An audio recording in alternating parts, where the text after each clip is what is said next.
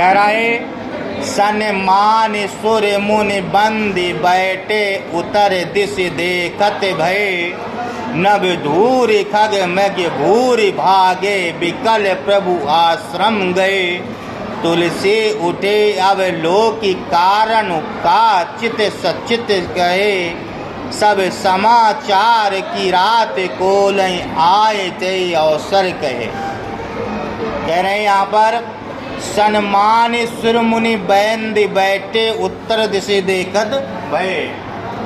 सुर मुनि यानी ऋषि मुनियों का सम्मान करने के बाद सन्मान सुर मुनि बंदी बैठे, दोनों भाई ऋषि मुनियों का सम्मान यानी वंदना करने के बाद दान पुण्य करने के बाद बैठे हुए थे एक स्थान पर, वहीं अपने आश्रम के पास।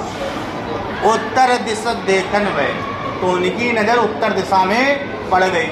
उत्तर दिशा में क्यों पड़ गई? नभ धूल, आसमान में धूल उड़ रही थी। क्यों उड़ रही थी? खग मृग भूरि भागे, क्यों? खग मृग, खग माने पक्षी, मृग माने हिरण, भागे भाग रहे थे।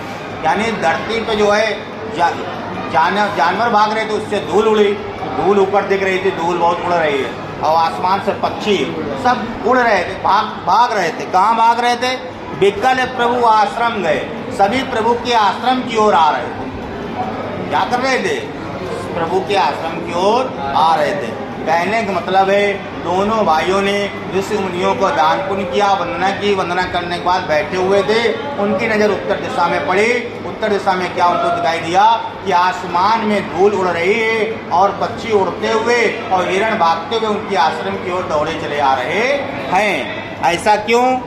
तुलसी उठे अवलोकि कारण, तुलसीदास जी कह रहे प्रभु उठे अवलोकि कारण, ये किस कारण से है ये जानने के लिए। अब देखा उन्होंने कि पक्षी उड़ रहे हैं, हिरण भाग रहे, धूल उड़ रहा है, ये सब किस कारण से हो रहा है? कहा चित सा चित्र रहे, कहा चित अपने शरीर से तय करके वो उसकी ओर देखते रह गए कि ऐसा क्यों हो रहा है, किस कारण से हो रहा है। उतनी ही देर में क्या हुआ? सब समाचार की रात को लय आए ते अवसर गए। उसी समय जो जंगल में होते हैं भील और कील, भीलवासी आकर के प्रभु को एक समाचार देने लगे। सब समाचार, ये सब समाचार कीरत कोल हैं, कोल और भील जंगल में रहते हैं, आई आ करके कई अवसर के उसी समय उनसे कहा। तो चारों लाइनों का अर्थ है प्रभु श्री राम और भरत भैया ऋषि मुनियों को दान देने के बाद, वंदना करने के बाद में एक स्थान पर बैठे हुए थे। उनकी नज़र उत्तर दिशा में पड़ती है। वो क्या देखते हैं कि आसमान में धूल उड़ रही है, पक्षी उड़ते हुए, हिरण भागते उनके आश्रम की तरफ आ रहे हैं। ऐसा क्यों हो रहा है? प्रभु श्री रामचंद्र जी ये जानने के लिए अपने स्थान में खड़े हो जाते हैं। तभी भील और कील आकर के प्रभु को समाचार सुनाते हैं। क्या समाचार सुनाया? सुनत सुमंगल बैन मन प्रबोध तन पुलक भर शरद सरोरो नयन तुलसी भरे सने जल। कह रहे हैं कि भैया श्री रामचंद्र कहते भैया भरत भैया सेना के साथ में आपसे मिलने आए हैं। क्या कह रहे हैं? सुनत सुमंगल बैन, अच्छे मंगलकारी शब्दों को सुनकर। और मंगलकारी शब्द क्या होंगे? भरत ही चले हुए हैं, तभी वो दिखा हुआ है।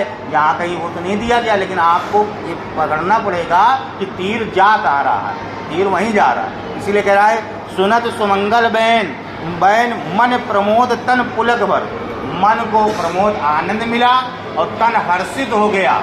और तन क्या हो गया? हर्षित हो गया।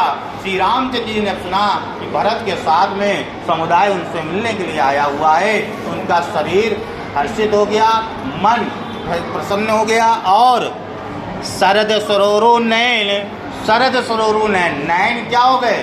सरोवर बन गए, यानी नयन में आंसू भर आए। वो आंसू कैसे थे? प्रसन्नता के। तुलसी भरे स्नेह जल, तुलसी कह रहे हैं स्नेह रूपी जल भरकर। यानी श्री रामचंद्र जी ने जब ये सुना कि भरत समुदाय के साथ उनसे मिलने के लिए आ रहे हैं, तो उनका हृदय प्रेम से भर गया, शरीर गदगद हो गया और नेत्रों में अश्रुरूपी जल भरकर आ गए। साहब बाहर आ गए, हम निकलने लगे, हाँ मेरा भाई आ रहा है।